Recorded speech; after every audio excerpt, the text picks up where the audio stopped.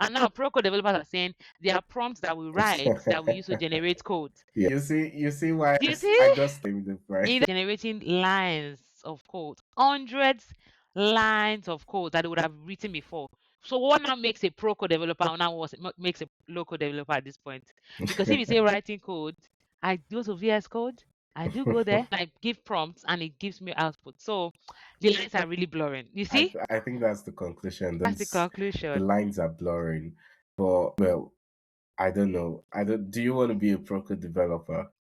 I don't know. I'm always not the lines are blurring. I'm like, I do both. Well, yeah. I Hey, just Tia want to does build both. solutions. We just want to make people's day-to-day life better. Whatever you call us low code, actually use, organizations appreciate and makes the day-to-day life of people better. That's the foundation. Is that Yeah. I build a solution that makes the turnover for a company better, that makes the HR manager work better. In as much as we get to make the organization work better. Call me low code, call me pro code, call me no code.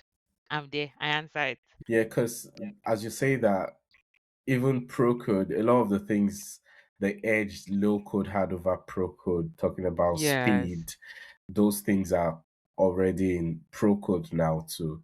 So Yes. more reason why it feels like there's that merge. Is that Because I major? know someone who previously used to do a lot of pro code and now he Yes. says he can build projects way much quicker than before, leveraging Wow. AI tools. So yeah, pro code is the new low code. Pro code is a new low code.